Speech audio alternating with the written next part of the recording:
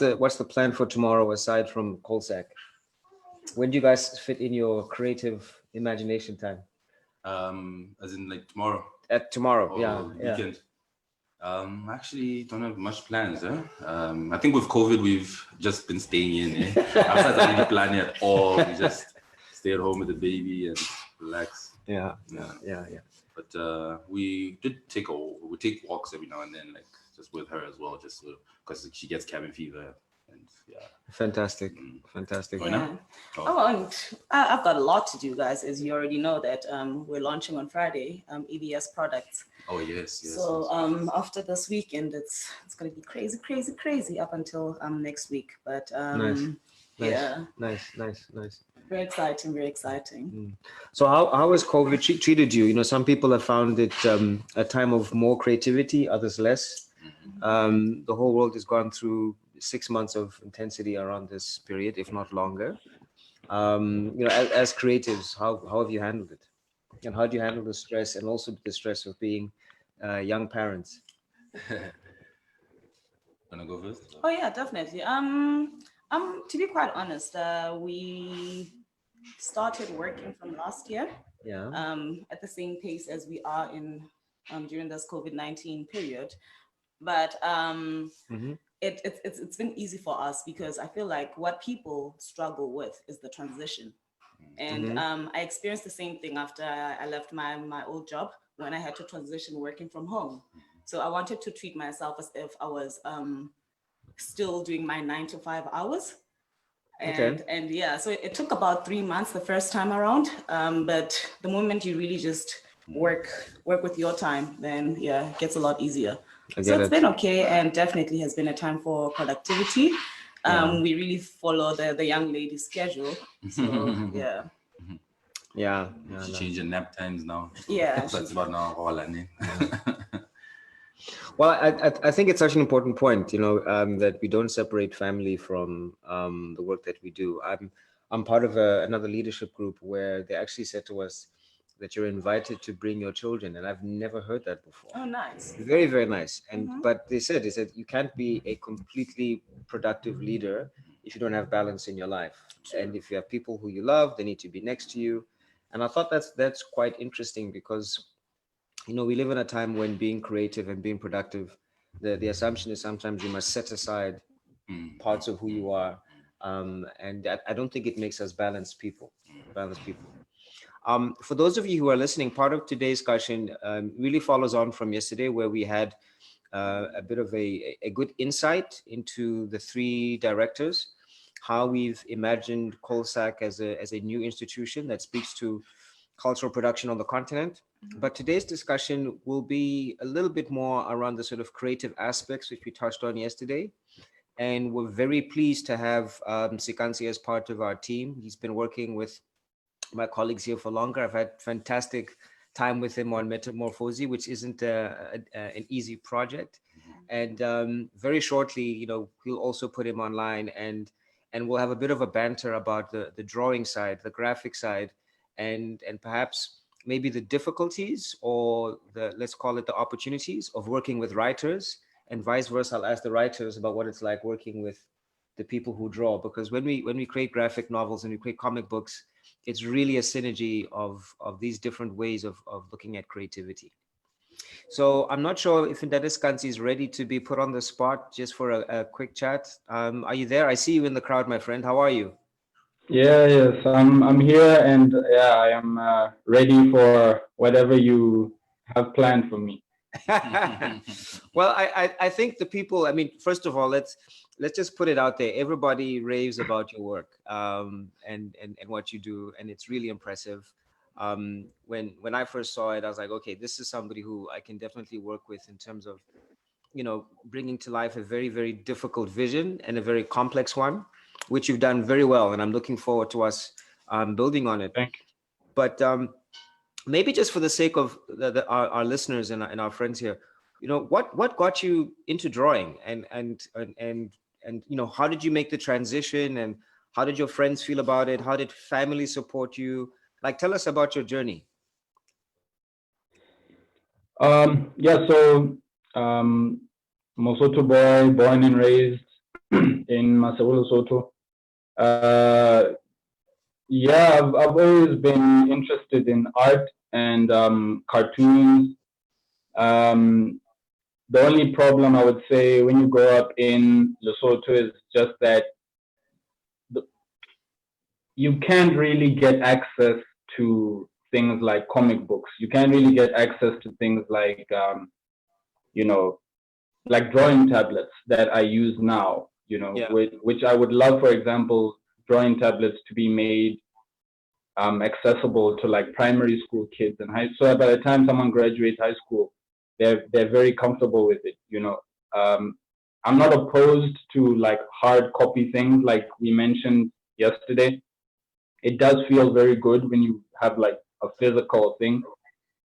But yeah, it was always a challenge. You know, I think that Democracy touched on it yesterday as well, where like it was only CNA. CNA was like the mecca of things that I loved to read and things I loved to see. You know, I can still remember saving up money.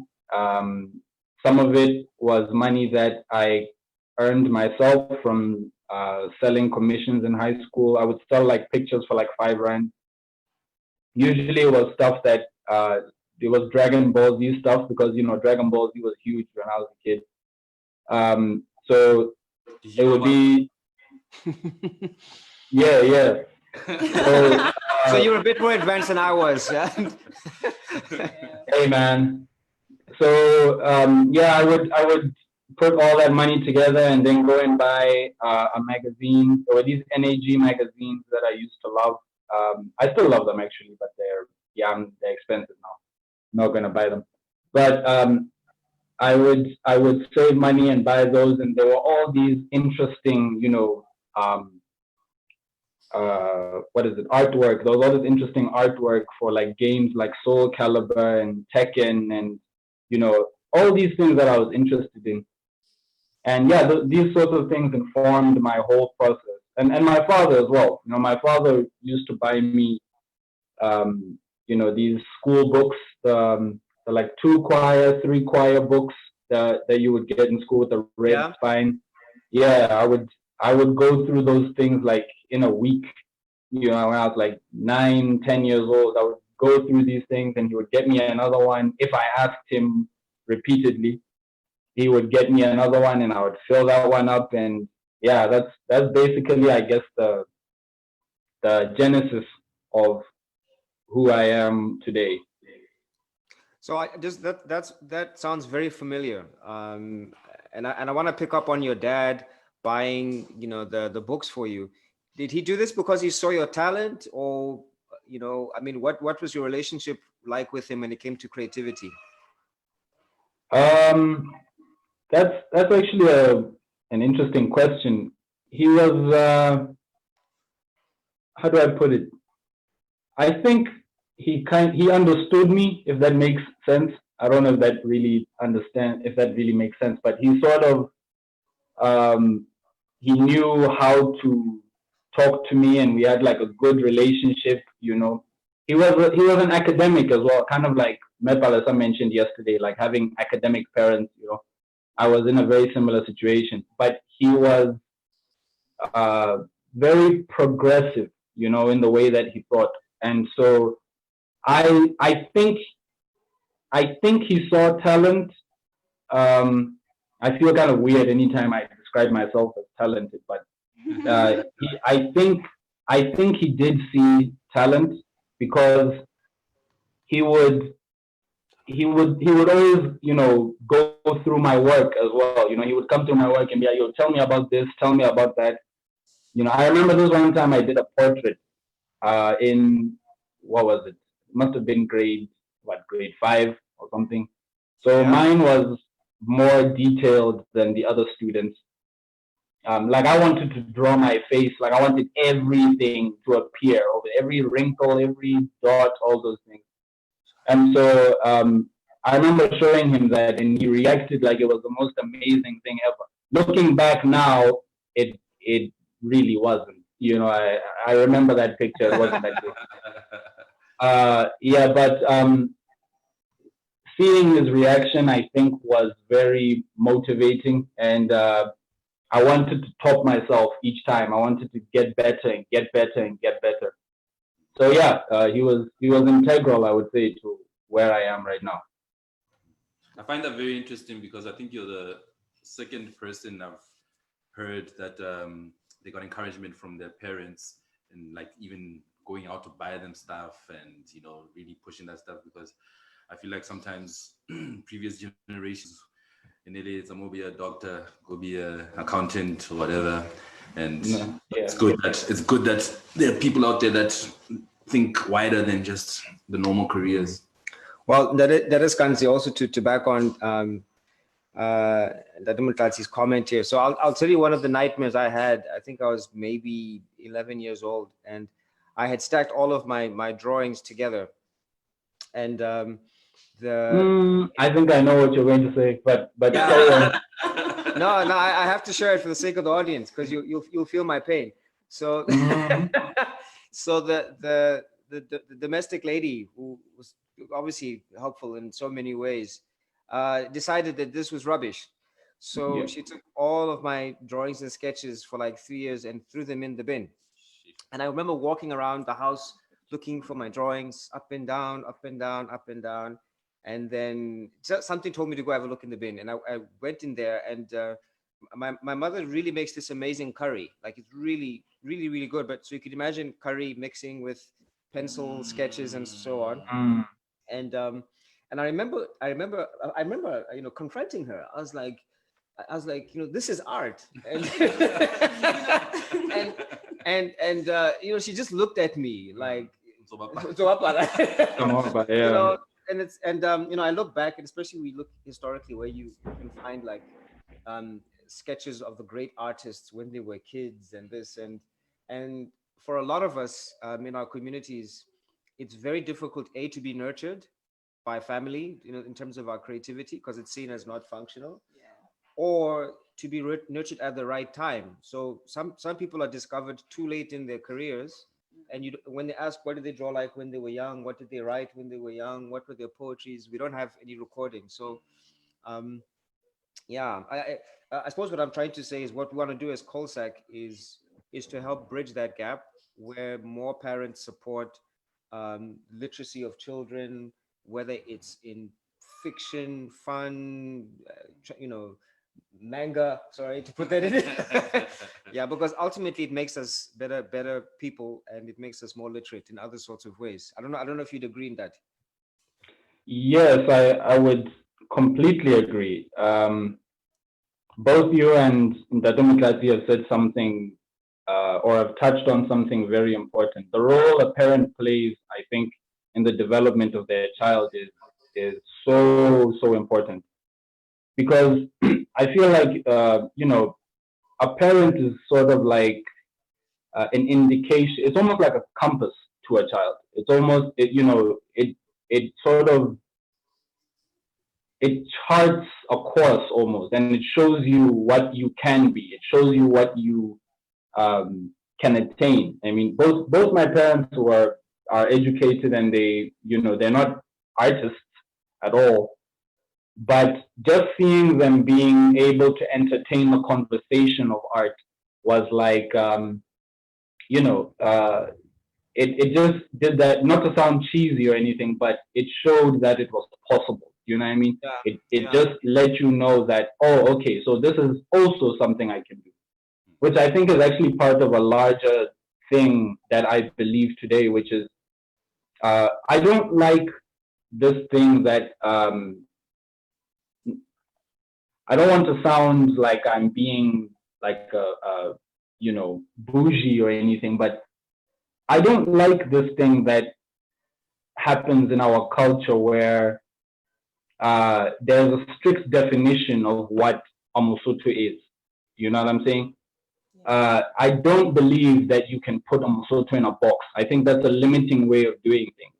I said this at let's say an event that was organized by Mercedes and I don't know, Mepalas, I think, knows them. But I said this at that event as well. And I said, there needs to be a broader definition of what we think a Mosotho is or can be, right? Because how else do you grow if you don't entertain, different ideas and different abilities, right? This is how you grow. This is how you become more advanced. Yeah. So I 100% agree with both of the issues that you raised. Cool. So I'm gonna make it a little bit saucy now. I know that as fellow creatives, we have styles, we have aesthetics that we like. We like your work, you like ours, and there's synergy. But I'm sure that there's other work out there that you don't like. We're not going to turn this into a bashing session of others, but I'd love the audience to hear a bit about, what do you look for as an artist when you look at other creative works? Yeah. What are the things that excite you? What are the things that don't excite you? And maybe you can talk a little bit about maybe the transition between comic books and movies, and without naming movies per se, just maybe giving us moments where you thought that there was good synergy or bad between a movie and a comic reality and storytelling. So just to get into the craft of how you see things. Yeah.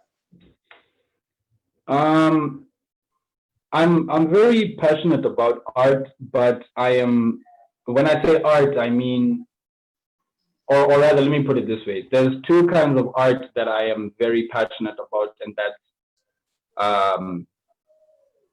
visual art and movies. I don't know if that, yeah. So like movies, basically. I really, really, really respect the art form of movies. And so let me start by talking about, for example, movies that I really like. Movies that I really like are ones where you see things you haven't seen before, right? So a movie that had a really big impact on me when I was a kid, a really, really big impact, was Star Wars. Actually, all the original 3 Star Wars. And it was mainly just because it goes back to the conversation of exposing people to things so that they get exposing a young mind to something new.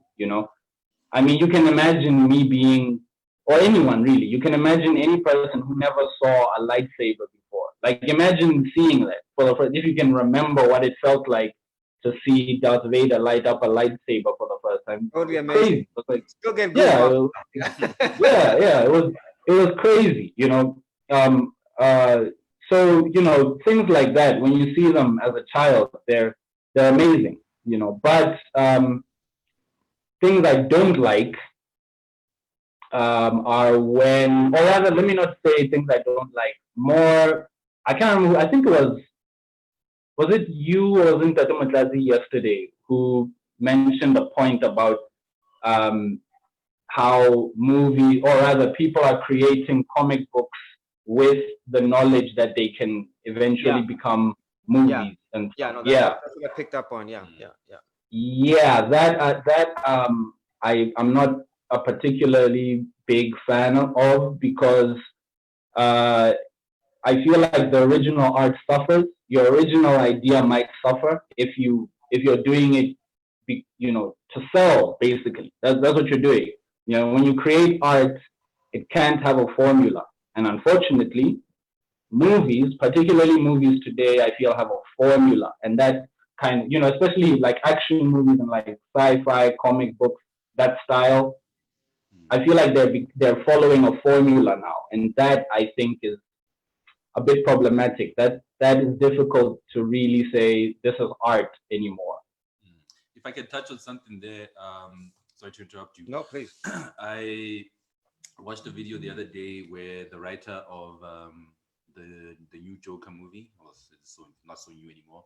Yeah. And he was chuckling at how when he wrote it, he was thinking, people are doing comic book movies now, but I don't have a comic book story, Yeah. And then he was like, what if I take a real story and I make it about a character? And that's essentially when he decided to find the Joker as a character, bring a Mm. real story, and create it Good based point. on Yeah. a thing. So it's almost like what you're talking about. Like people are like, okay, it's all exciting, comic books, but let's not lose the the art of the whole thing. The art of the whole thing. You know, I feel bad because I haven't watched that movie. I've been itching to watch it. I That's mean, very Wow. Joaquin Phoenix is one of my best guys. Yeah, he's very I've good. loved him since day one, and Great.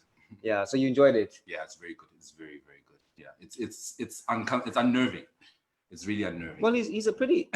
The character is like that, Yeah, right? I mean, yeah, he's The only he's superhero. They got it right. I think my 10-year-old in Joburg, we were watching with, well, she was sitting in the corner watching it, and she's like, why'd they have to make it so real? How do they do it like How that? did they make the Joker so real? Yeah. because the Joker is real. Exactly. Yeah. Yeah, that's some of the advantage of some of the characters in DC. They're very relatable, you know, as opposed to. Actually, I must be careful about calling out DC and Marvel. We must watch our space right now. Yeah. But what I wanted to do with you, Sekantsi, we have an artwork. It's part of our recent collaboration. I'm not going to tell you which one it is, but if Ndadele Loko can make me the host, I'm tempted to share screen, and then maybe you and I could have a conversation about it. I'd first talk about how I imagined it in writing, and you could talk about how you imagined it visually, which I think would be quite an interesting thing for the audience. I'm not sure if our host Ndadele Loko can hear me in terms of making so I can share a screen.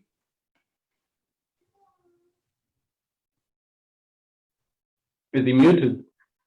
No, I'm just waiting for When's this cancelled? now he's made Sekantsi the host. I need to be the host, Loko. I'm the one who has the image.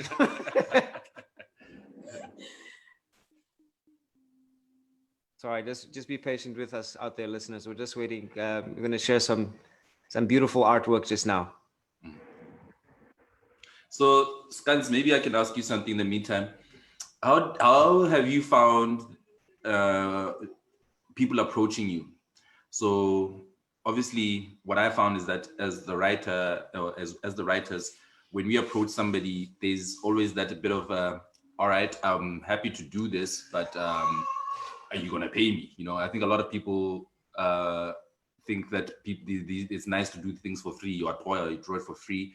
But I got the impression that a lot of people had been taken for a ride before and not necessarily trusting. Have you had any experiences like that? And just before you answer, just a little bit of admin. Sekantsi, sorry, audience. If you could make either me or Liloko admin while you answer that question, the host, then we can bring up the image. Yeah, go ahead. Okay. So yeah, you really hit the nail on the head there. In Tatuma, that you described it perfectly, actually. I don't think that it's necessarily coming from a place of like they're bad people, you know, like I don't think it's coming from a place of wanting to disrespect people. It's just that I don't think most people understand, you know. People don't understand the art. By the way, did you get successfully turned into the host? You know, yeah, it was successful. Very successful. We'll change it after you've answered the question. I'll bring the image just now. Continue. Are you upside down on purpose? Am I upside down? Oh wait. It's artistic. Go ahead.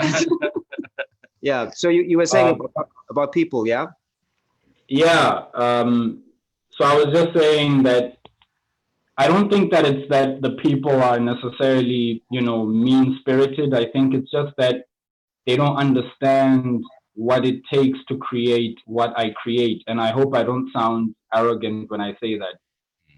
But it's, you know, the average picture I put up on Instagram, for example, one of those takes, I mean, you know, let's take the Supergirl one. I don't know if you've seen that one. Yeah. But the Supergirl one took like, I'm not even joking, like 11 hours. Just shading it alone took like, 6 hours, 5 hours, I think. just a shade. And I don't even think I'm that good. I'm still developing, So I can only imagine some of these other guys who they work on something for close to a week,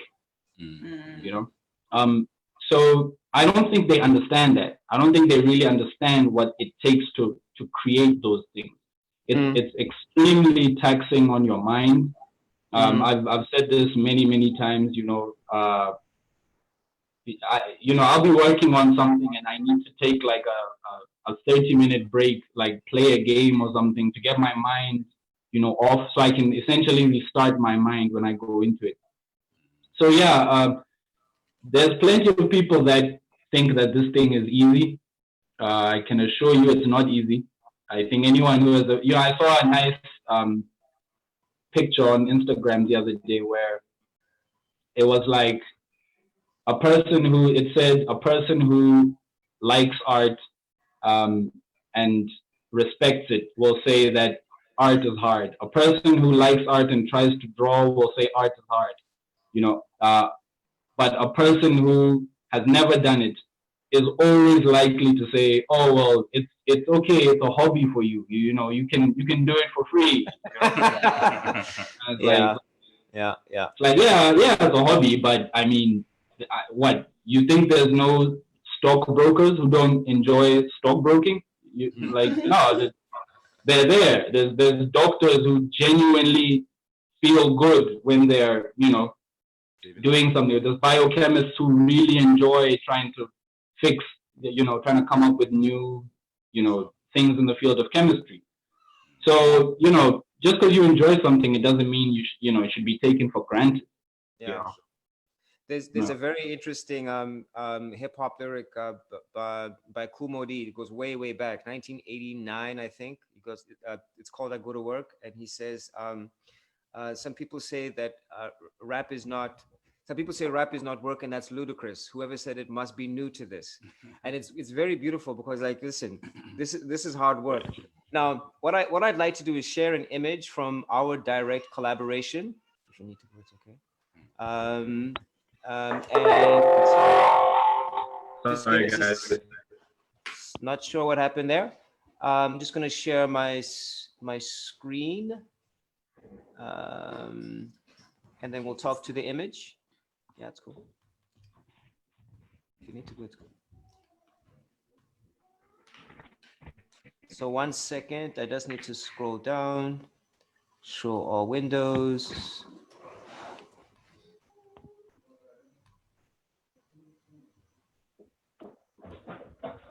Yeah, there we go. So I'm sharing the screen now. Can everybody see this image? It's coming up. Okay. So yeah, this is quite an exciting moment for me. I hope it's the same for you, Sekantsi. You're the artist. I'm the writer. And I do want to talk a little bit about process and how these things happen. During the COVID. Right. Yeah, during the COVID period, I finished 2 manuscripts, and they're fairly lengthy, each of them. I mean, I actually almost double book size, as you know. I think I've shared some of it with you. And to your point about how long it takes to create, somebody asked me, how long did it take you to produce this? And I said, well, on the one hand, I edited and finished and did these books, each of about 160,000 words. But, having said that, if I think of how long it took me to be able to write, to structure ideas, to imagine a character, to create dialogue, to get to that point, it's not a process that happens over months. It actually happens over years in terms of imagining. And this particular character, or let's call it archetype, because he doesn't really have a name. He's a type of character in the book, as you know, is really a combination of a number of things. I was really inspired and influenced by the story of Basotho, on mountaintops, defending territory. So in the novel there's this scene where we have what are called ancients, right? So these are like ancient warriors, and they live on the top of this mountaintop, and they're defending the land from these sort of the invading wolverine coming in from the ground. So I wrote this scene and I described how lightning would come down and how they're barefoot, but they're aged warriors and they're old, but they're still powerful. And I put all this stuff together. And it's one of the scenes that really excited me the most. But also when I gave it to Sekantsi, I was also, very cautious about, would you be able to see it in the way that I see it? Like, and also respecting that you as an artist would see it in different sorts of ways, and that you'd be able to invest in the words in a totally different way. And I mean, it's one of my favorite images. I mean, I want to say that straight up. But before we get into a sort of backslapping mode, I'd love for you to talk about what it was like getting the words, and as you just described just now, translating words into the image and feeding within yourself and being inspired, and what was going on in your mind. And of course, you can describe the technical aspects, because I think just for our watchers and participants, just to see this incredible artwork. So the floor's over to you. Okay. No, thanks. And first of all, I just want to say that you are a very talented writer, man. Like that. So you really paint the picture. You put the image in the person's head quite clearly. More details left out. So you gave me, a lot to work with. Which is actually also another thing that sometimes can be very stressful when a client says, okay, here's something I want you to do, and it's like, I need more if I'm going to do something accurate. But to answer your question, so this ancient, I think it took me how long? Do you mind just moving back a little bit? There's a bit of a crackle. Just try moving back. Yeah. Sorry. Carry on. Okay. Am I okay now? Yeah. Go ahead. So I would say it took me about, I want to say 6 to 7 hours. Something. Yeah, it was a lot of time to create, especially the electricity, lightning. I don't know. I think that still, traces of DBZ, the characters all had electricity. I think it was the same two, actually, to be exact. The same two had electricity. So yeah, all these experiences that I have when I'm younger inform how I go about creating electricity, like around the staff. So the staff I kind of embellished a little bit. What are they called? Like those hanging. Yeah, I'm actually going to ask you about that, but then continue. Okay. So yeah, they were inspired by. I don't know if you ever, by any chance, were familiar with Digimon. There's some Digimon that has I've completely forgotten the name, but the staff always stayed in my head. It was like these rings kind of hung down from it, and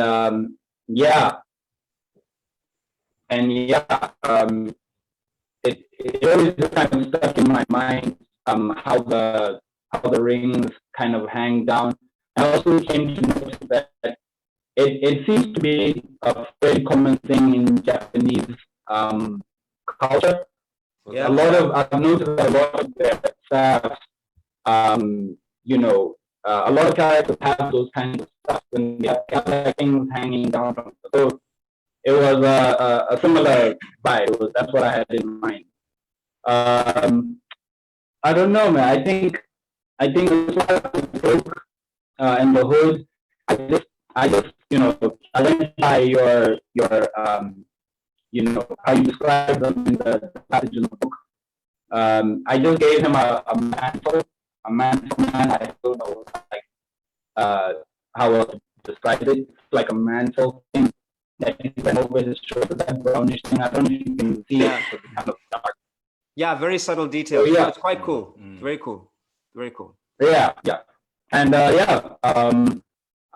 don't think I can't remember if you explicitly said whether or not he was black or not, but I've moved into a place where like my default person, whenever I draw a person now, they are a black person, you know. So when you say, okay, no, the colors change or whatever, as we've done before, because you communicate with me, and I'm grateful for that. Yeah. I'll just go back and change. But yeah, I chose a black person. I made him a bit aged. You know, he doesn't look like a young person. Yeah. And yeah. Who decided on the eye color? Well. Oh yeah, that was white, but he went blue.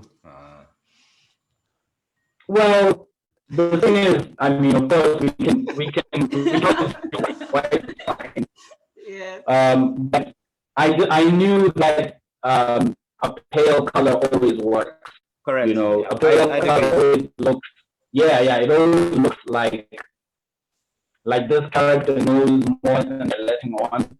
You know, and so I thought that was a very important characteristic for an Asian.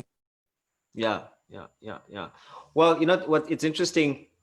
Like everything you say is interesting, but on the race piece, or rather, let's call it identity, not so much race. I think it's about identity, because yesterday we were talking about how, you know, we struggled to find comic books which reflected who we are. Can you guys hear me? Are we good? Yeah, I'm just in the chat. Okay. Can you hear me, Sekantsi? I mean, just want to make sure that our mic is good. Are we good? Yeah, I can hear you. Okay, good. I can hear you fine. So what I was saying is on the identity piece and popular culture. So going back to parents, my little girls, I remember I bought them some dolls from Brazil, and they were black dolls. And my eldest at first was like, "This doll is ugly. Why is it black?" So so you know, and one goes through these things, and you know, and now it's changed because there's so many different influences in their life in terms of identity and so on, and whether it's in film and so on. So it's an improvement. But likewise, when I was writing the book, you know, there were certain moments when I didn't want identity to be the main focus, but I did want an inclusive universe. That this wasn't like the graphic books that I was reading when I was a kid, where people of color were absent, and or where people of color, when they were there, they were like the main focal point. You know, like, so it's all like it's about hyper blackness, right? And I didn't want that. I wanted blackness to be as everyday as whiteness or any other sort of category. But these characters, the ancients, are because I actually used a Sesotho name to describe their location. So I invented a mountain in Lesotho, and I think in many ways, I was intrigued by this sort of playful idea that from this humble country, in the mountains, which are remote and displaced, there you have old people who are actually protecting all of humanity. So there's also this play about where power is and where power isn't. And I think you held it so well in the image. At the top of the staff, graphically, so conceptually, I was like, why is this here? But graphically, because I'm also a fellow creative, I understood that it gives a dynamism to the image. It also gives a bit of color. It allows the lightning to come down. So it was a stroke of genius. And that's also what I appreciate about working with you, is that because I'm hyper creative, which is also a problem, is that I can see everything and I can be quite firm about it. So sometimes I have to learn to not see things and allow other people to see things which I can't see, you know, and that's when it becomes really beautiful. And that's why I like this image. I mean, I don't know if there's any other works that you want to talk to, because obviously you've collaborated with everybody here in different capacities, Bishop Q, Tabotiba Taban, EBS. I might not have all of the work on my particular device right now, but if there's anything that you want to talk about, or my colleagues, any other images that you think might be conceptually interesting for the audience to know? Well, from the stuff that we did on Bishop Q, okay, maybe first of all, I'm gonna talk about the way we worked as well, because I think it was important for me to give him as much information as possible. But like you said, I also wanted him to bring his input into the thing. You know, you give him as much information that he can use, and then he interprets how he would. And you know, I think it was the cover in particular. I had a different idea, and he went with another idea, but I actually liked his idea. Might still visit the other idea maybe for an alternative cover or something like that, but it was very cool. And I liked how you, with Ono and Sliver, the fact that I said that they're twins and you put a little mole on each one, that was a nice little detail. Yeah. Very cool. So cool. He's very good at that. Yeah. So the thing was amazing. The cover was amazing. Malevin as a character is amazing as well. Pretty cool, man. Yeah, no. Bishop Q was actually really fun. There's I think one or two pieces that I actually didn't send you in the because I felt like there was surplus to requirements, and I felt like we weren't in line with what you had in mind for the vision based off your brief, based off the brief you sent me. But I mean, I can always send them to you, like, you know, another time, and you can have a look at them. Yeah, I don't think you have a choice, bro. Behind the scenes. Yeah. So yeah, that's another thing. Like, I was just when you said being like you see more than what you're being told. You know what I'm saying? Like, someone says to you, I need a gangster character with a razor in his mouth, you know what I mean? And he's got scars. Bro, like, my mind just goes crazy. So I have to feel it to kind of make sense, you know, to everyone.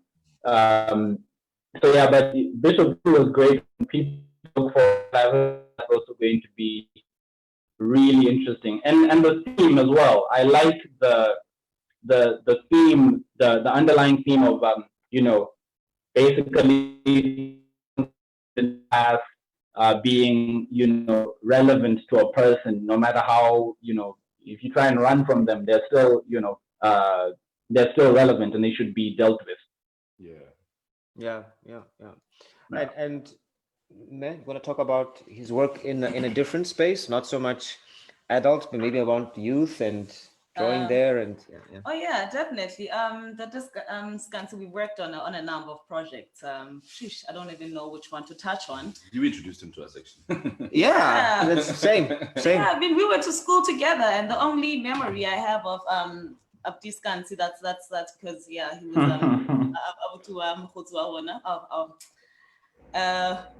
a friend's brother. Apologies.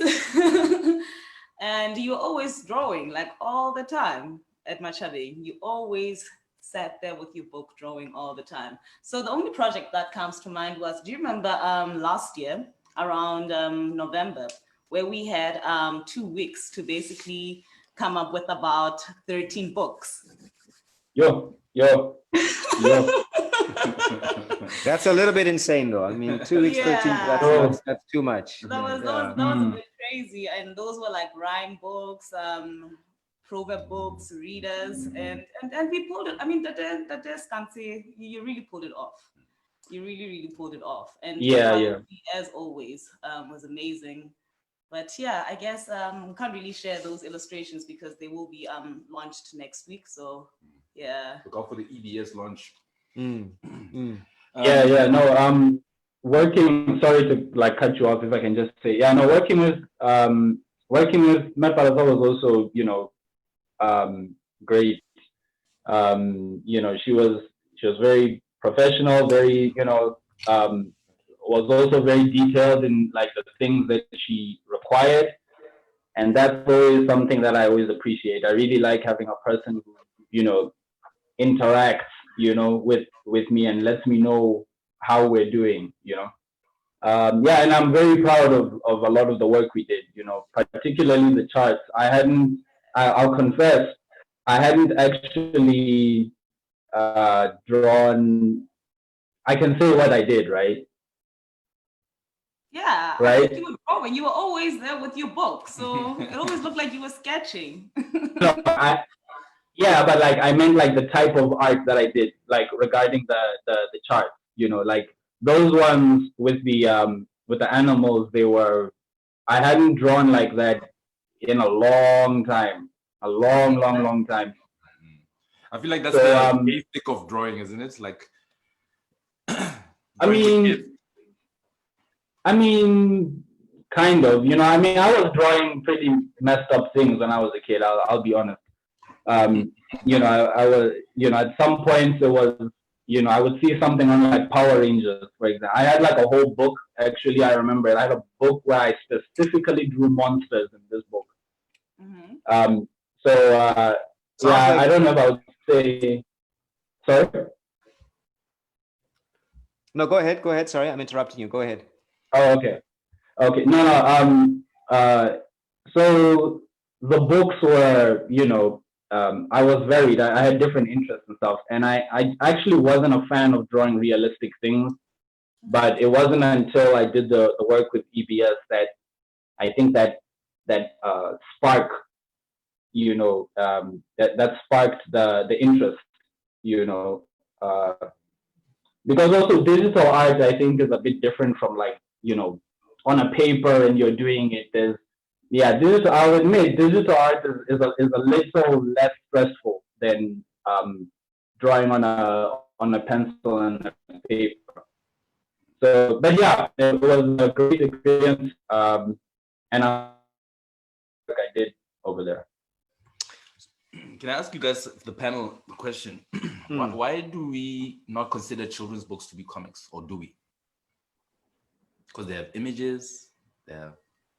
I don't personally. I don't see the distinction. I mean, Yeah, even the concept of a graphic novel, I always wonder why overly qualified. I understand technically from a commercial perspective, there's a different length and you know, so it's been commercialized. But I think the idea of combining text and imagery, you know, I mean, and I think to your point is that for a long time, maybe not so much now. When you were younger, there was definitely a stigma around comic books, right? So there's a book, and then the nerds do the comic book stuff, right?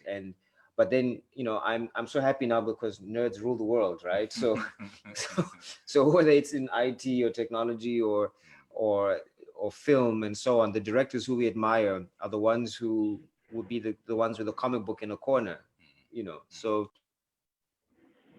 yeah. yeah.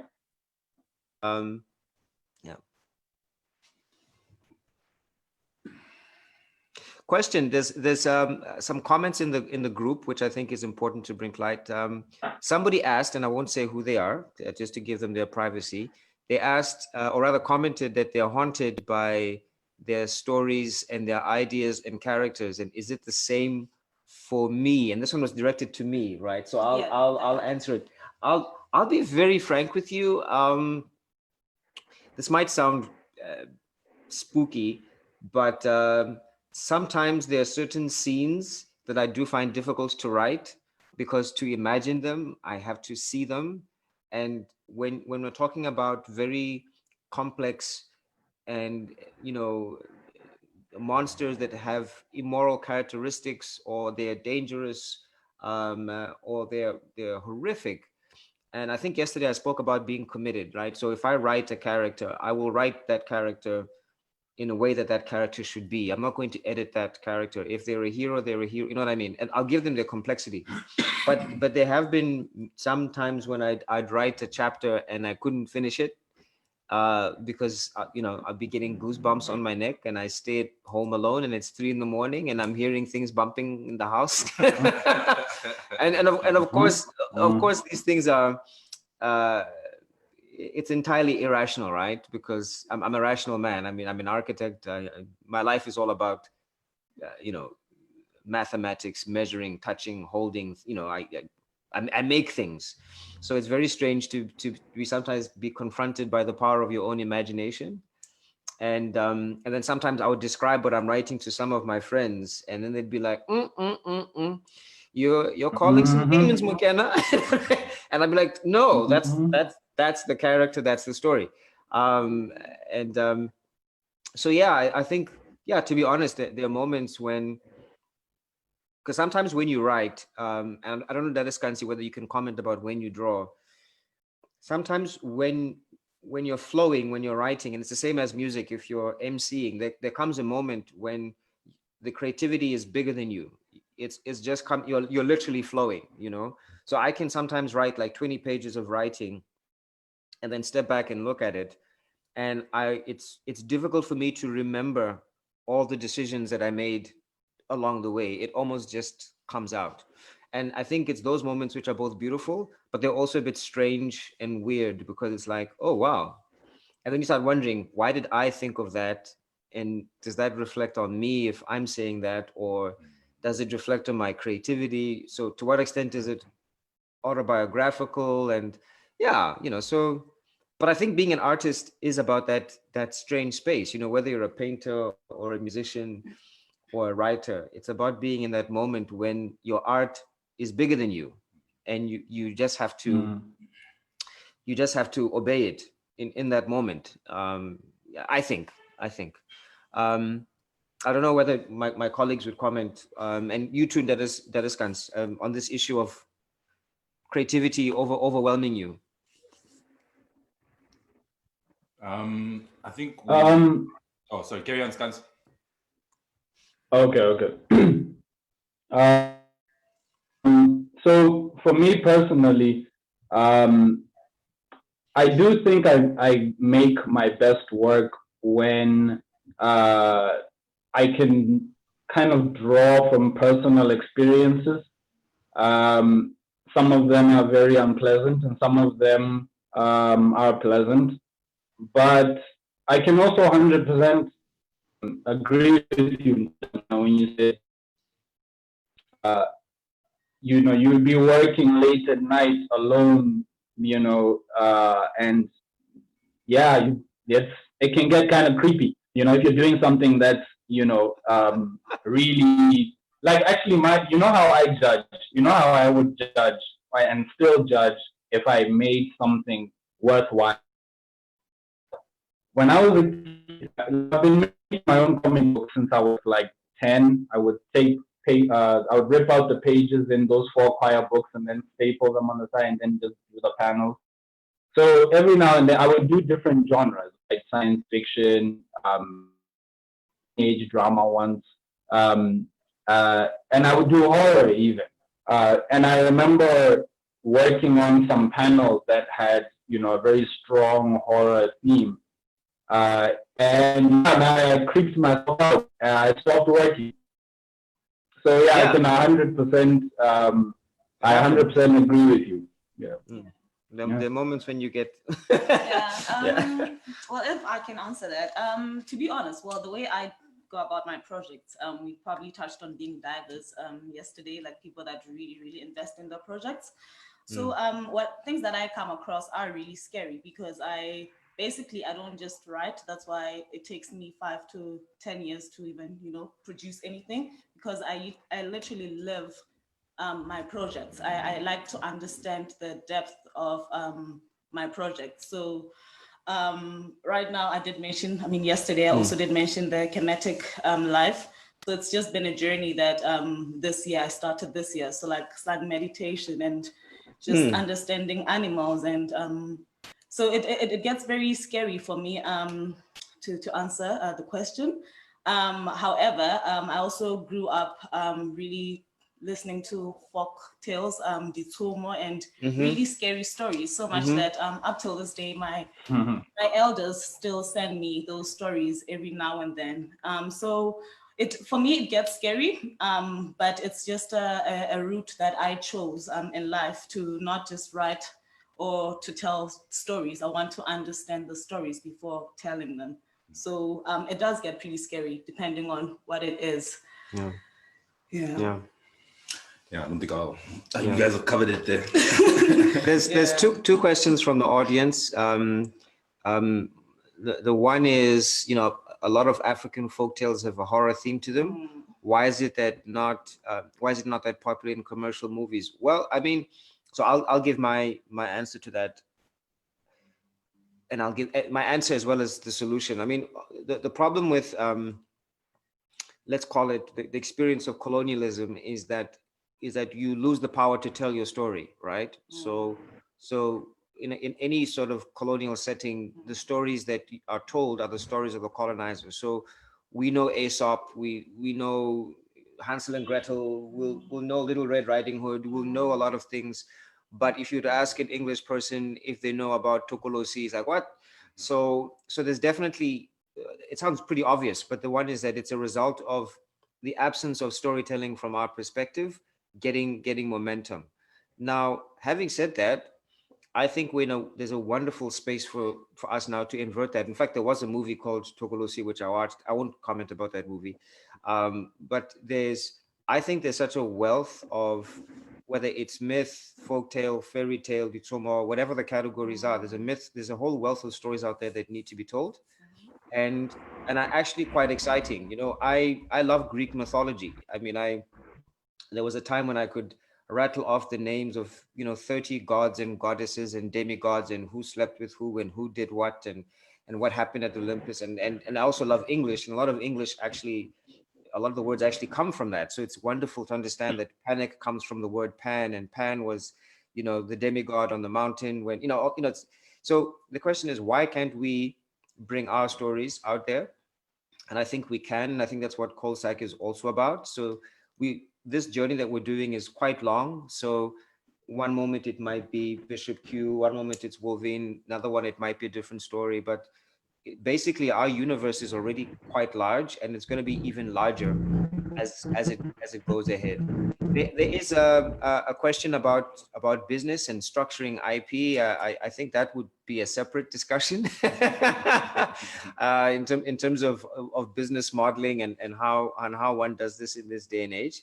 But yeah, I think that piece of African folktales having a greater audience, it kind of touches on what we discussed yesterday, because I'm a firm believer that amazing stories can transcend culture. So I do find Greek mythology amazing because they actually are amazing stories. I mean, they're pretty cool.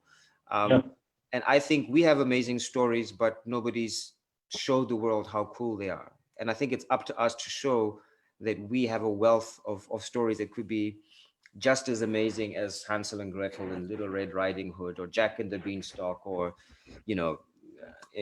all the stories of the Brothers Grimm. Yeah, go ahead. Also, a more simple, I guess, like mine is a bit.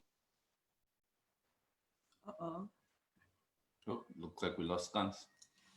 Yeah, no, we've had some challenges with some of the signal out there. So apologies for those of you who are probably eagerly waiting to hear what Ndadeo Sekantsi was saying, though it sounded like he had synergy with our comments. But whilst we're here, I'd like to invite more people in the group to maybe, in the chat group, to maybe send, oh, there, you're back, bro. But your bandwidth is low, by the way. And there might be some sound issues. We've been getting some comments on the side, but so maybe keep your answers short as possible. Okay. So that, yeah. Okay.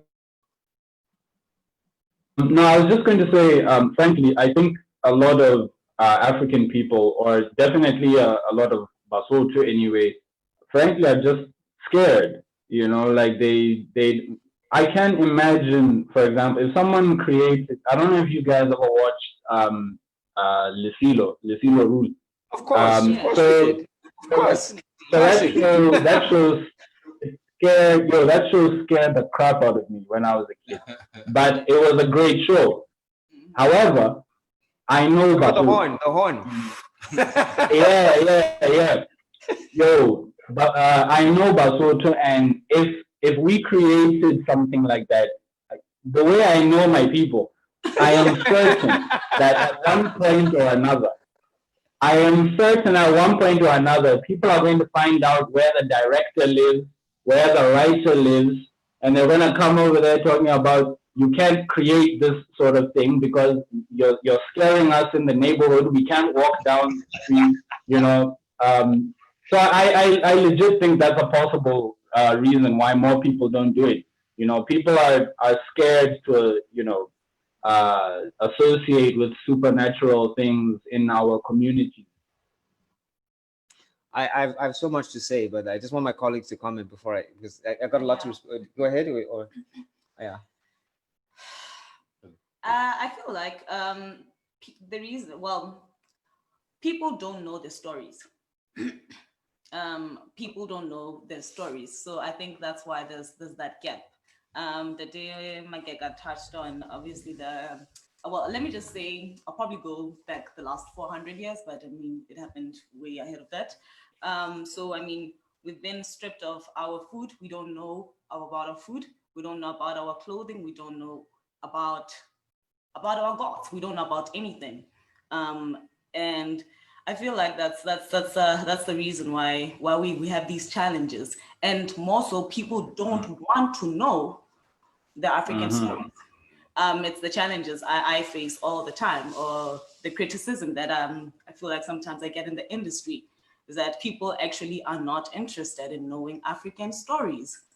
I don't know if it's because they hold too much power, or if they hold so much weight that we just don't know if we find out what will happen.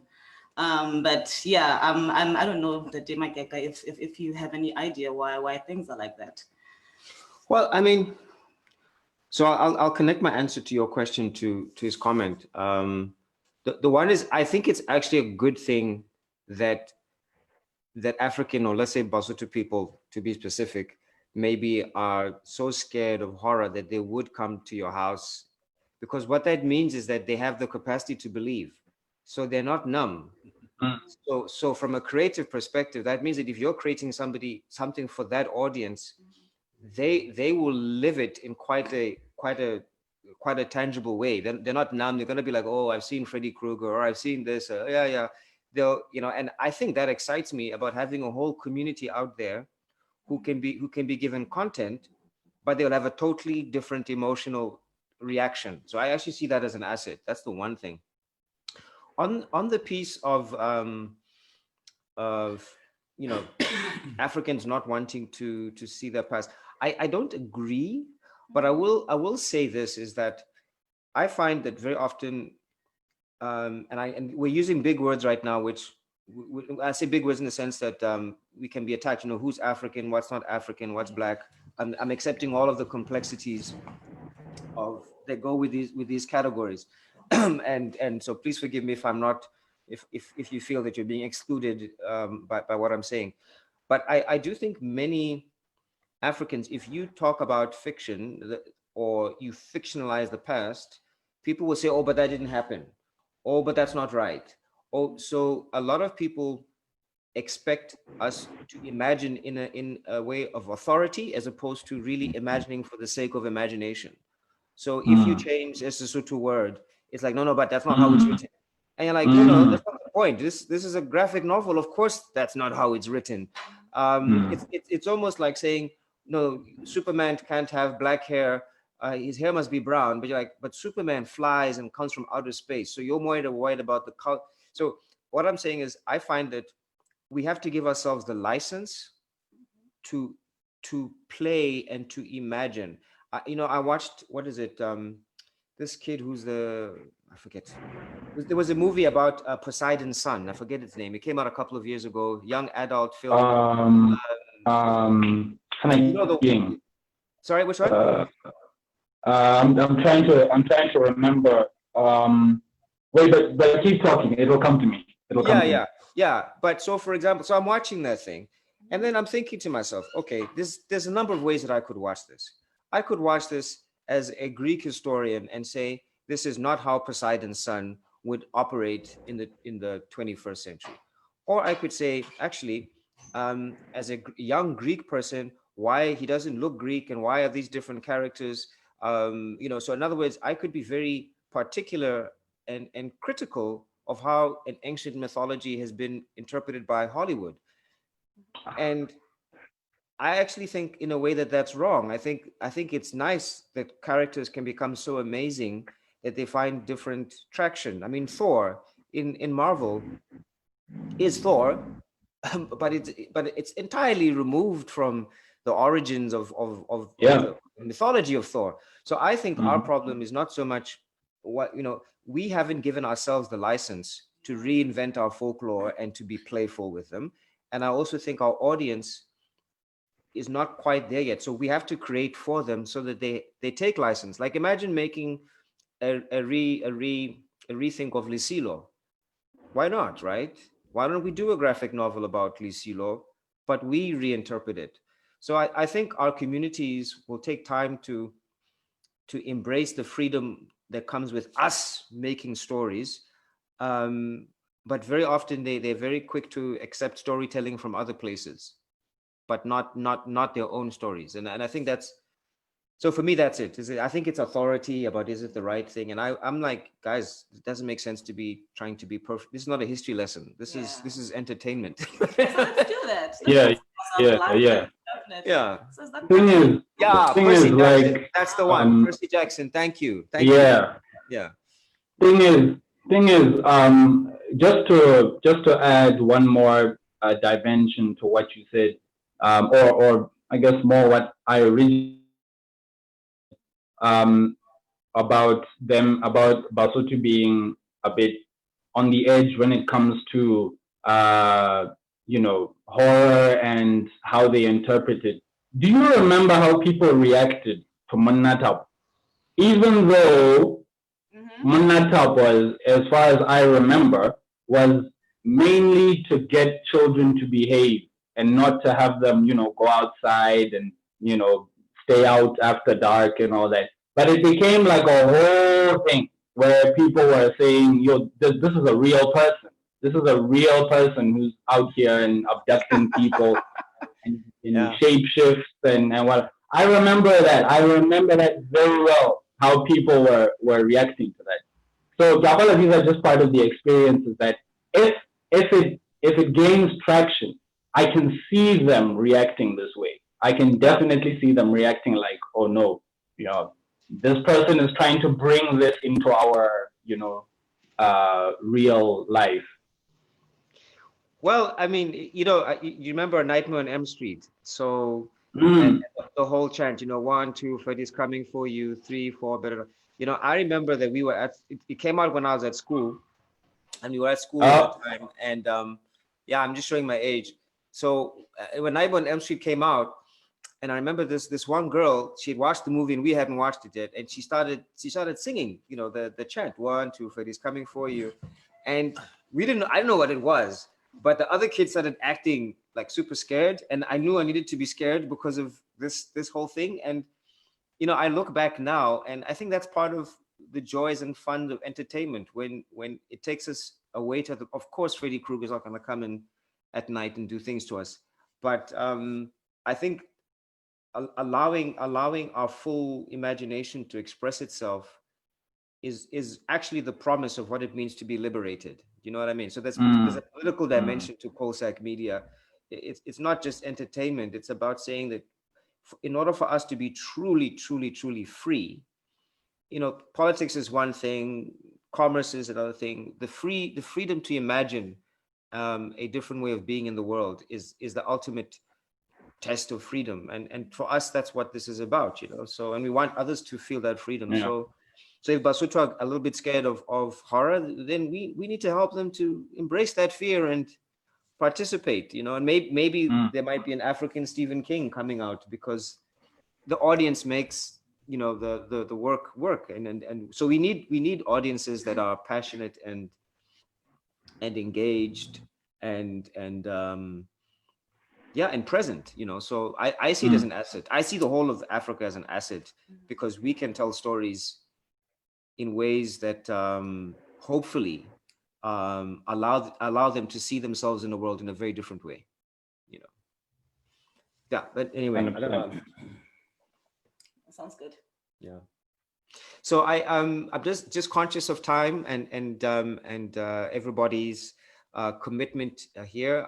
We actually have a competition, and I'll describe the one prize. I'll describe the timeline. There's another prize which so the one prize that we're offering is, myself and Dade Sekantsi have collaborated on the visualization of metamorphosing. We've produced a very, very amazing timeline.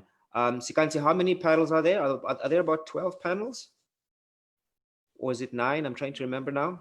For the timeline. In the timeline, I think it's 9. Is it 9 panels?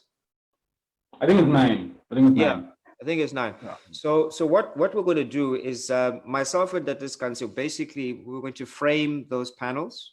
So it's going to form like an artwork. So it's a collector's item, and him and I are going to sign those personally. And one of you will be the recipient of that. You're not going to get it immediately, but Leloko, who's our host, will be able to structure the competition to define that. So that's one of the prizes that I'm happy to talk about. I'd like to hand over to my friends to talk about the other prizes, or if they want to postpone the prizes to be revealed till tomorrow. Or well, the other prize is the one we also spoken to Skans about. The other winner could choose a character from the Coalsack universe that is currently available, and Skans could do a mock poster for that person. In terms of that would be very unique and that's so cool. Yeah, that's pretty cool. Oh wow. Yeah, both cool. Jeez, you guys are giving away such great prizes. Hello. Yeah, and it will take time to support in that kind. So that's not going to happen overnight. Yeah. That will take. That's a work of art, so you need to give it space. Yeah. Alrighty then. So yeah. Prize. We can talk about it tomorrow. Definitely. I think I'll leave it for tomorrow. It's gonna be good, guys. I can't beat them right now, but it has it's fine. It's fine. So we'll alternate it today. Yeah. Dade Loka, is there a way that you can run the timeline competition today based on the participants that we have here? There's a high probability of success for all of you. Interesting enough. Mm-hmm. You're mute. You're on mute, my friend. Do you want to quickly tell us if you can? We need to unmute you. No, he's the host. He's the host. Yeah. Oh yes. Hello. Yes. You are the master of ceremonies here. You are the games master. Are you ready? Thank you very much. So are we doing the live draw for the first competition now? Yes, I'm sorry. I should have warned you. That is fair. I should have warned you. But yes, I would definitely like to do the timeline now, if that's possible. And possibly the second one, and then tomorrow we'll do the others. No problem. There's currently 12 people in the live chat. So how we'll do it, you guys pick a number between 1 and 12. There's a number that's been assigned to all the 12 participants. I can't post it because you guys will see it and cheat. Yes, that doesn't make so how does it work? So do they pick a number and then send it to you now? Number. Yeah. You pick a number. You guys pick a number, and I'll announce who the name of the number is. Okay. That is associated with a number between 1 and 12.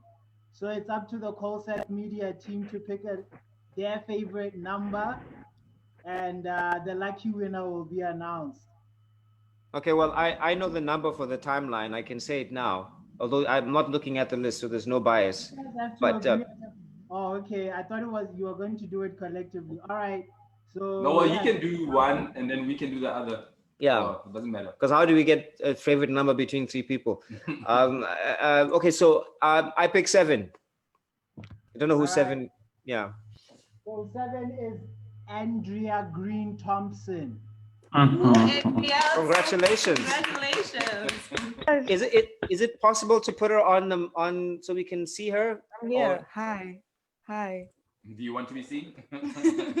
That's crazy. Hi, I'm Andrea. Hi, Andrea. How are you? Hey, I'm Andrea. good. How are you? Good. Congratulations. Congratulations. And I don't know you. Maybe they do. So maybe 30 seconds. Who's Andrea? I actually know Sekantsi from way back when. But yeah, I'm new to the creative world, so I'm here to learn, and it's been a really, really intriguing conversation, and it's been really cool to listen to you guys. So thanks. That's all I got. Okay. Wait. Is Morgana, Dr. Morgana, you still there? Let them again.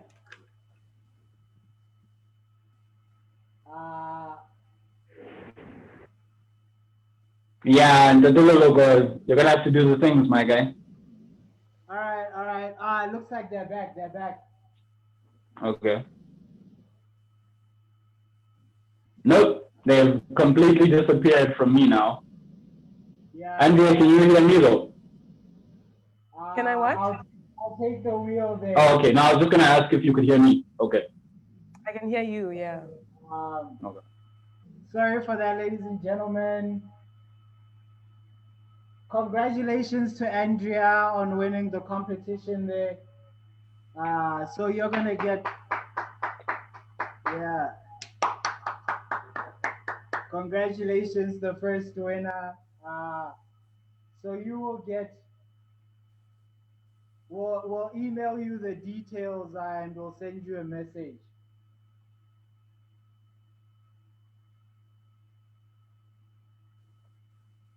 So are we going to get Bo and Tato McKenna back? Yeah. So the second competition was going to be the number for Ntate Motlati and Nepalese. So in the meantime, guys, if you haven't already, because this competition will still be running, there'll be other prizes. Please visit the coalsackmedia.com website. So just go to coalsackmedia.com and just enter. So there's plenty of ways to maximize your chances of winning. You can like the Coalsack Media Facebook page. You can like you can follow on Twitter or follow on Instagram. We have some great content going on the social media pages as well. Our Instagram page, we're basically telling a story there. So please stay tuned to our timeline. And yeah, thank you to everybody who's come through. Looks like they're coming back in a short while just now. So we'll just wait for that so that they can just run the competition and just wrap up the day for just wrap up the rest of the activities for the day. Thank you very much for your patience and your support. Scanti, tell us more about drawing for Coalsack Media, man. I mean, you're basically the artist, and this is all about graphics and art. I mean, your talent is unique and very precious. Tell us, yeah, how does it feel? How does it feel seeing some of your work out there? What are your hopes and dreams? What do you want to be? What's the ultimate goal for you? Thank you, man. That's a very deep question. First of all, I'm glad I could work with Coalsack. They're really cool people, as everyone probably has noticed. And yeah, man, it would be, if I just was, remembered as having played a part in lifting Basotho and Basotho art to a higher level. If I just, can put one rock in that foundation, then I'll be good. Oh, Bontate Magana back. Yeah. Apologies, technology was not on our side. Sorry about that. Andrea, come back or? Yes, Andrea's still there. Yeah. Sorry, Andrea, you were telling us that Sekantsi, and we were just saying that you'll get your prize not shortly. We need to get it, framed and signed and all of that. But 30 seconds, we'd love to know a bit more about you. And thank you for joining us. Yeah. No, I mean, thank you for having me. I think this is such a cool initiative. I don't know if you heard all that I said, but I was just saying, I'm new to the creative world because I never used to think that I had a creative bone in my body until I was in university for I think last year, the year before. So being a part of this conversation, it's really just inspiring to see this kind of work being done by people of color. So I just really appreciate being a part of this conversation. We appreciate you too. We appreciate you too. We appreciate you too. We're doing it for you. Like literally. No, it's been such an intriguing conversation, and I've learned so much just from the last hour. So thank you guys. Cool. We do have one Also, other prize. Go ahead. No, go ahead. Yeah. Sorry. I need to leave now. I know it seems dodgy that it's just happened. No, it's after fine. You got your prize. You got your prize. You're done there. Yeah, thanks. I'll be heading out now. Thank you very much for joining Thank you. us. Thank you guys. Have a wonderful afternoon. Likewise. Take care. Bye. So Liluko, the other prize I choose 4. Sorry, just running the random generator again there. So I'm glad it's random. That's good. Yeah. Loading. So the second winner is the user by the name Ray. That's my uncle. Oh, wow. Congratulations. You know, we have to make those rules that in a competition, No family. no family, relatives, wives, children. You know, I mean, we just have. But Ray, are you there? Do you wanna say something to the audience? Take you to the random generator. We never got the T's and C's. This is true. And thank you for not answering my question, Mr. Host. Absolutely. No, we're not going to. Exactly. Yeah, but thank you very much. This has been it's been an eye opener for me. You know, I had a conversation with Mutlati a few weeks ago about the whole thing, and yeah, that's why I sent that question, and because I've been doing a bit of writing, and he suggested one of my dodgy stories. I turned it into a graphic novel, and talk to Coalsack.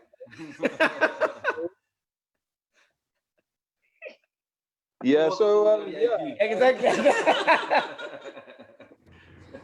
Yeah, so look, what can I say? Thank you.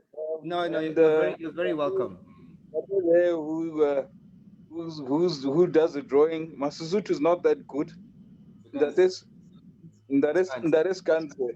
You know, well done for taking your childhood creativity and running with it all these years. You know, we do need our own stories being told, and we do need the next generation, when they look at a comic or a graphic novel, the reflection is them, not somebody else of a different color or whatever. You know, he sees what he could be. You know, and there are people that he can look up to, and and be like. Yeah. Sure. Yeah, it's definitely our 100% way forward in our plan. Yeah. So I see that Mutatu has finally come out to be a graphic, a real comic-y guy now. Just to under the pillows and the covers at night. Now, my friend, you're free to do your own. He's a professional. He's a professional now. Congratulations, man. We'll get that to you soon. Obviously, not immediately, but soon as well. Yeah. No problem. Thank you. So friends, I really want to thank you again. It's a Saturday afternoon that you spent with us, going into evening. I'm sure you all need to be with your loved ones. Thank you for taking the time out to be a part of our creative journey. We'll definitely be in touch. There is the third part of our segment, which is tomorrow. And yes, so please sign up. Please, you are witnessing the beginnings of something. So it all depends on how this community grows over time, and we tell our stories and share our stories with each other. So from my side, as moderator, I want to thank the team. There's a lot of hidden people who've helped make this possible. Viloko, as well as Kati Somakeka, who's also been very key on helping. Thanks to my colleagues here. And with that, I say thank you, but my colleagues will also say their own thank you. So thank you very much. Yeah, and thank you, Yana, for hosting and being a moderator. Pretty awesome conversations. Thank you, Skans, for your work and for letting us into who you are a little bit. And thank you for everyone. Can't hear you. Thank you. You can't hear that, Daddy? Yeah, we can't hear you guys. All of us, or just Oh, just me? now we can hear you. Oh, I was just saying thank you to Danimakeka for moderating and sparking the conversation. And thank you, Skans, for giving us a bit of your background. And thank you for the work that you do. And we're looking forward to finally producing this stuff. There's going to be a lot of work to be done, but it's going to be fun. And yeah. And thank you, everyone, for joining us. Thank you. Thank you so much. All the best. Dede Kamele, do you want to make some final announcements about to the audience about hashtagging and what they can share and how to get the message out there? Yes, please. Yeah, please do so. Andrea has already done it after winning her beautiful prize now. But please, if you haven't already, go like our social media pages. We're on Facebook, we're on Twitter, we're on Instagram, we're also on YouTube. You can relive this wonderful moment on YouTube with us. We're going to have some exclusive trailers and previews also on our YouTube channel. So please subscribe and thank you very much for joining us. Please share with your friends. Hashtag Coalsack Media launch. And yeah, thank you for everybody who participated. And you guys did a lovely job. Coalsack Media team, thank you guys. Cool. Thank you, Daddy. Thank you so much. All the best. Cheers. Awesome. Okay. Bye. Thank you.